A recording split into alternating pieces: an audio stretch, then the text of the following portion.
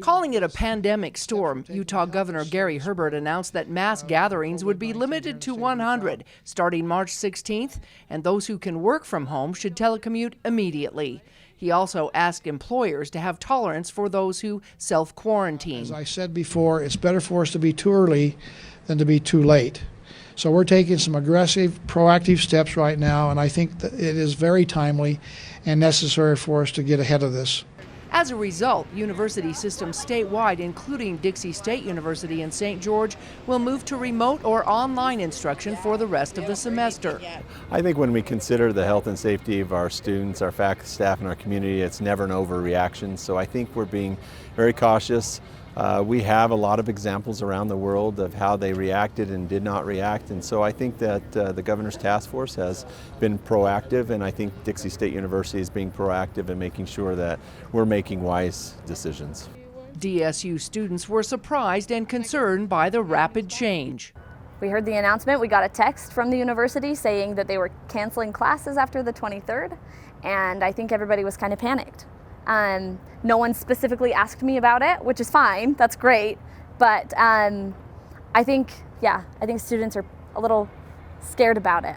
Some students say they aren't prepared for online classes. I have to go out, buy a computer that can support all that, get all my classes, figure out what they're doing, just all that stuff, which they're kind of acting on this week, but getting a computer, getting the proper technology is the hard part because you're a college student. And I don't make a lot of money at my job. Initially, students who must interact in performance-based classes were concerned on how this might impact their final grade.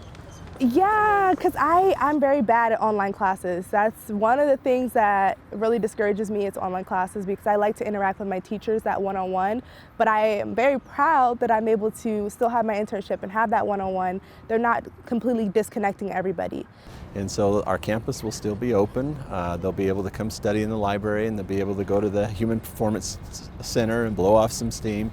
They just won't be meeting face to face. And there will be a few laboratories that we just can't not have class with, clinicals and laboratories and certain art classes. And so we're doing our best to accommodate those recommendations. The announcement by the governor also recommends cancellation of large events over 100 people. To limit mass gatherings to groups of 100 for the next 2 weeks, beginning Monday, March 16th. This includes church gatherings, this includes concerts, conferences, and other similar activities where people gather together. Because spring break begins next week, many students may opt to continue their classes from home. My dad lives in one place, my mom lives in another. What am I supposed to do? I don't know, it's just a real big inconvenience. I kind of think they'll go on spring break and not come back, but who knows? At this point, President Williams is hoping for the best for Dixie's graduation, scheduled in May.